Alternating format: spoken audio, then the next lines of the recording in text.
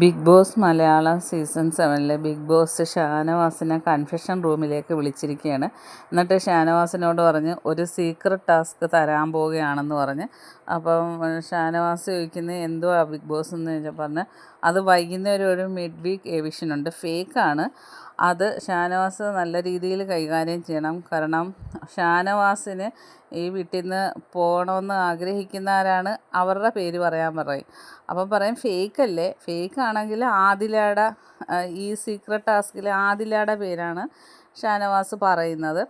അപ്പോൾ പറയാം എങ്കിൽ 6 പേരെ വോട്ട് ചെയ്യിക്കണം, 6 പേര് വോട്ട് ചെയ്താലേ ആദിലയെ ഔട്ടാക്കാൻ പറ്റത്തുള്ളൂ. അപ്പോൾ അതിനായിട്ട് സഹായത്തിന് കൂടെ പലരെയും ചേർക്കാമെന്ന് പറയുന്നുണ്ട്. അപ്പോൾ ഷാനവാസിൻ്റെ അടുത്ത് അപ്പോൾ ഷാനവാസ് ചോദിക്കുന്നുണ്ട് ബിഗ് ബോസ് ഇത് സീക്രട്ട് ടാസ്ക്കാണെന്ന് അവരോട് പറയാമെന്ന് ചോദിക്കുമ്പോൾ ബിഗ് ബോസ് പറയും അത് പറയാമെന്ന് പറയും. ഷാനവാസിനെ കൂടാതെ 5 വിശ്വസ്തരെ കൂടെ ചേർക്കാൻ പറയും. അങ്ങനെ ഷാനവാസ് ബിഗ് ബോസിനോട് പറയുന്നു ചേർക്കാം, ടാസ്ക് ഞാൻ നല്ല രീതിയിൽ കൈകാര്യം ചെയ്യാമെന്ന് പറയുന്നുണ്ട്. അപ്പോൾ ഏഷ്യാനെറ്റിൻ്റെ ഒരു പ്രൊമോയിൽ മിഡ് വീക്ക് എവിഷനിൽ ആദില പോകുന്നെന്നുള്ളത് ഫേക്കാണ്. അതൊരു ടാസ്കിൻ്റെ ഭാഗമായിട്ട്, സീക്രട്ട് ടാസ്കിൻ്റെ ഭാഗമായിട്ടുള്ളതാണ് ആ പ്രൊമോ.